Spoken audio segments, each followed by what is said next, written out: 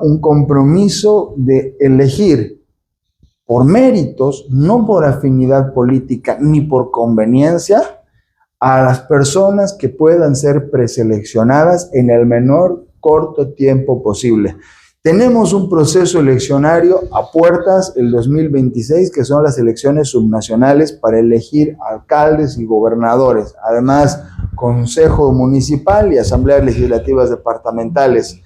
Mezclar eso con las elecciones judiciales probablemente sería darles demasiada información al ciudadano, que el ciudadano ya se siente aturdido cuando tiene que elegir a un presidente y aparte tiene que elegir a un diputado uninominal. Solamente con eso ya se siente conflictuado. Y si a uno le ponemos en la papeleta que tiene que elegir a 5 autoridades en lugar de 1 o 2 o 3, realmente va a ser una figura complicada, compleja y probablemente caótica y desordenada. ¿Qué tendría que ser prioridad? Que se completen los cargos del tribunal cuanto antes. Las elecciones subnacionales igual se pueden llevar, pero el proceso de las elecciones judiciales tiene que existir voluntad política. Y ahora con lo último que hemos visto de que el candidato que no resultó ganador del Partido Libre, Jorge Tuto Quiroga, le ha dado todos sus parlamentarios para promover las soluciones a la crisis, cuando la crisis judicial se resuelva, les aseguro que la crisis económica, la crisis de salud, la crisis energética, todo va a mejorar. ¿Por qué? Porque cuando la justicia opera de forma independiente y tienen magistrados que estén a la altura para proteger los intereses de la ciudadanía, entonces el poder político ya no puede abusar de su poder. Y ya simplemente lo que tiene que hacer es respetar el marco normativo que está establecido. Probablemente las leyes que tenemos en Bolivia no son tan malas como para vivir la situación que estamos viviendo. El problema ha sido la forma de implementarlas y las autoridades que han tomado conocimiento de su aplicación e implementación. Doctor, ahora, un mensaje que usted daría, ¿no? O bueno, eso es una pregunta de nuestro seguidor que es Almi, @Almi, que dice, ¿qué mensaje le da a la ciudadanía cuando las autoridades judiciales se mantienen en el cargo más allá de su mandato? El mensaje que la ciudadanía percibe en este momento con las autoridades autoprorrogadas es un mensaje de no solamente no respetar a la Constitución, sino que las autoridades con poder pueden hacer lo que quieran. Y desde ese punto de vista, el ciudadano empieza a adoptar una condición de ¿por qué yo los voy a respetar si ellos no respetan mi condición de ciudadano? ¿Por qué yo voy a cumplir la ley si ellos no cumplen la ley? Y cuando, llamemos en términos genéricos, como en derecho romano se llamaba el pater familias, el padre de familia, si el padre de familia no cumplía sus obligaciones, los hijos no estaban obligados a respetarle. Lo mismo pasa con los gobernantes. Cuando el gobernante, sea del órgano ejecutivo, del órgano judicial, del órgano electoral o del órgano legislativo, no está cumpliendo la misión para la cual ha sido elegido, la ciudadanía empieza a desarrollar una conciencia colectiva de desobediencia ciudadana. Y eso es lo que se ha visto en los últimos años, en que la ciudadanía no estaba de acuerdo ni con el pago de impuestos, ni con el cumplimiento de las normas, ni con la aprobación de nuevas leyes. ¿Por qué? Porque no se ha sentido respaldada y protegida. Pero si uno ve que las autoridades cumplen la ley, que las autoridades respetan sus derechos y sobre todo la justicia, que es un servicio probablemente tan importante como el agua, como la luz eléctrica, porque eso es la justicia, es un servicio que se brinda. Y si este servicio es verdaderamente gratuito, no solamente en literatura, pero además es un servicio eficiente, es un servicio idóneo que lo brindan personas que están a la altura y que pueden hacerlo lo mejor que puedan con lo que tienen, entonces uno feliz y contento va a pagar sus impuestos. Uno feliz y contento va a obedecer la ley hasta para no pasar un semáforo en rojo.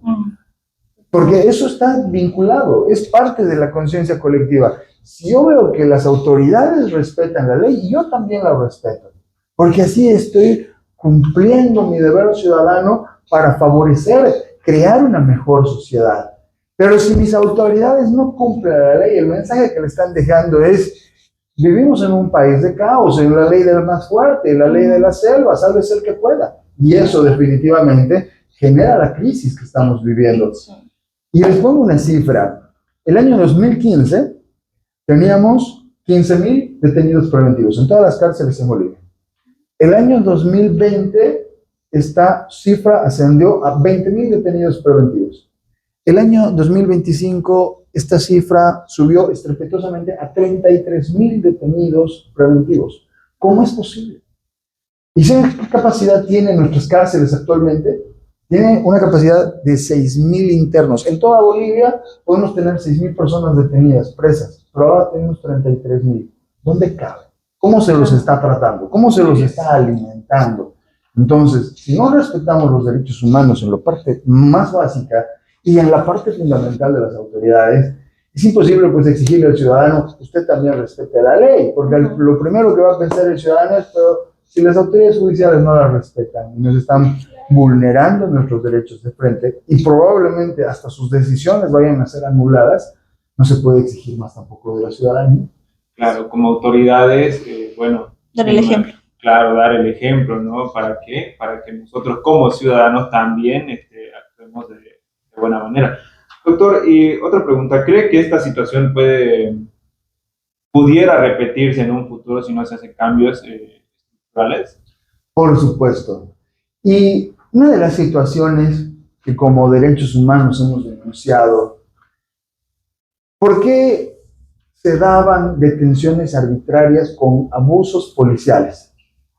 Y era algo que hemos visto en las noticias, casi nos hemos acostumbrado a ver que la policía no solamente golpeaba a los detenidos, los encapuchaba, los trataba como si fueran criminales, los presentaba en las noticias como si fueran condenados, cuando la Constitución dice se prohíbe mostrar a una persona en medios de comunicación y más aún acusarlo de ser culpable porque se presume su inocencia.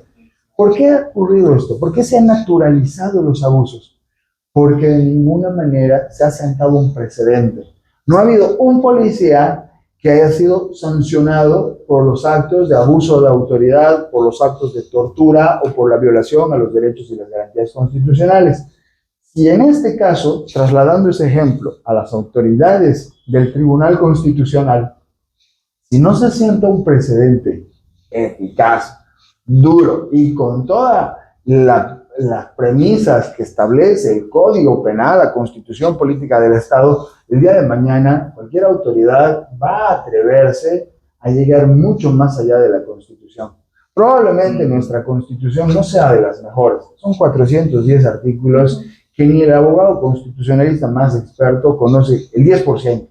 No lo conocemos y tenemos que ser honestos. Tenemos un exceso de normativa, un exceso de línea jurisprudencial que al final del día se cumple en cada caso lo que al caso le conviene y muchas veces eso es la voluntad política la que prima, no la voluntad de la ley ni de la Constitución. Es en este sentido que debiéramos pensar en que lo que debe ocurrir con este caso debe ser realmente investigado y sancionado por los delitos que corresponda lo que están haciendo con la institucionalidad democrática y la justicia constitucional para que esta figura no se vuelva a repetir. Sí, doctor. Bueno, y para terminar con nuestra primera parte, una pregunta es, ¿está de acuerdo que existan las elecciones judiciales? Las elecciones judiciales, desde mi punto de vista, no es el inconveniente. El inconveniente es la forma política de preseleccionar a las autoridades. Probablemente ha sido un elemento altamente cuestionable en cuanto a legitimidad las elecciones que se han desarrollado el año 2011, el año 2017, que han tenido los menores índices de participación ciudadana. Es decir, llegábamos a tener autoridades elegidas con un 3% del padrón electoral, un 5% del 2017. ¿Eso qué quiere decir? Que nadie estaba de acuerdo con las autoridades o con la forma de elegir a las autoridades como se las había elegido. Sin embargo, ahora este último año, el 2024, cuando se ha elegido a las autoridades judiciales, ha existido un 300% de incremento en el número de votantes que han participado en una elección judicial, lo cual demuestra que en cierta medida ya la ciudadanía ha aceptado hasta cierto punto las elecciones judiciales. ¿Por qué? Porque probablemente, a diferencia de las anteriores, de los anteriores procesos de preselección, el movimiento al socialismo no tenía los 2/3 de la Asamblea Legislativa, porque era el movimiento al socialismo el que elegía a todos los candidatos sin ninguna oposición, sin ninguna objeción. En cambio, ahora que han tenido bancadas como Comunidad Ciudadana y creemos que han hecho un poco de contrapeso a esta determinación, hemos visto, por ejemplo, en el caso del Tribunal Constitucional, un maravilloso docente de la ciudad de La Paz, con el que también dimos clases en la Universidad Mayor de San Andrés, el doctor Boris Arias, que ahora está de magistrado. Y es grandioso porque él escribió muchos libros, tiene muchos artículos, él es un gran profesor y él es una gran persona. A los otros los conozco a algunos, no los conozco a todos, no lo conocía al doctor Romer Saucedo, sino como juez de instrucción en lo penal. Pero ahora vemos otra faceta, algo completamente distinto. Lo mismo al doctor Manuel Baptista. Yo creo que ha sido una gran elección. Al menos estamos bajo el principio de buena fe y de presunción de que lo van a hacer muy bien. Yo estoy confiado. Yo estoy confiado, al menos cuando vi de frente el abuso policial hace muy poco, he sentido que la justicia ya no era la misma. Ya no era la misma, existió un respaldo institucional para que no se vulneren derechos, y lo mismo se está dando en la lucha que hemos encarado para la libertad de los presos políticos. Muchos de ellos han recobrado su libertad, muchos están a puertas de hacerlo, pero nos da la posibilidad de volver a confiar en la justicia. Le repito, no es el problema el hecho de que haya elecciones, el tema es cómo podemos mejorar la preselección.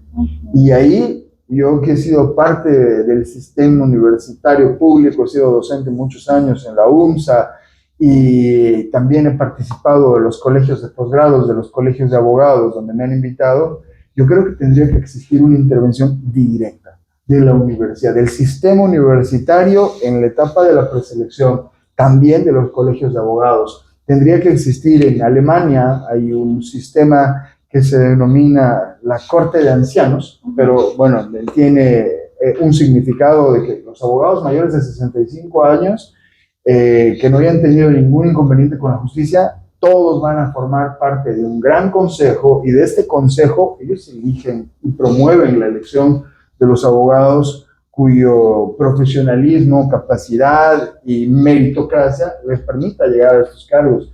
Y creo que tendríamos que establecer mecanismos innovadores, y que ahora que hay la posibilidad de reformar la Constitución, creo que el tema de la elección de las autoridades judiciales es un tema que merece ser revisado. Totalmente de acuerdo, doctor, totalmente de acuerdo. Muchas gracias por la explicación magistral que nos ha dado. Ha resuelto varias preguntas que teníamos nosotros, pero también nuestros seguidores que tenían, ¿no? Me quedo con eso que dijo usted. Volver a confiar en la justicia boliviana de nosotros. Estamos a tiempo, nunca es tarde para poder volver a confiar en nuestra justicia. Bueno, doctor, acabamos con la primera parte, que es el tema jurídico. Ahora vamos a entrar a la segunda parte de conociendo a nuestro invitado especial del día de hoy, el doctor Jorge Balda. Bueno, tenemos unas preguntas de decirle, si usted no hubiera sido abogado, ¿qué le gustaría haber sido? ¿O qué tenía pensado hacer tal vez en el colegio? Bueno, hasta mis 15 años yo tenía la ilusión de ser o futbolista o cantante, pero alguien me dijo que no tenía el talento suficiente para llegar muy lejos, así que después a mí me encantaba filosofía en el colegio, inclusive ya había escrito en el colegio un libro de poemas, había escrito a mis 17 años un libro de cuentos, y estaba a mis 18 escribiendo un libro de narrativa. Quería dedicarme a la literatura, a seguir escribiendo, y discutiendo en familia. También había ganado 2 veces las Olimpiadas Matemáticas. Mi mamá dijo, mira, ¿por qué no ves algo con números? Eres muy bueno en los números y eres muy bueno con los libros, algo que probablemente lo puedas aprovechar y después vas a tener todo el tiempo de estudiar filosofía o literatura. Y como que me incliné por los derechos humanos. Eso fue lo que me llevó a estudiar Derecho. Si bien esa era mi motivación, el incursionar de lleno en los derechos humanos, cuando conocí criminología ya me quedé con Derecho Penal. me fascinó, me encantó, era desde segundo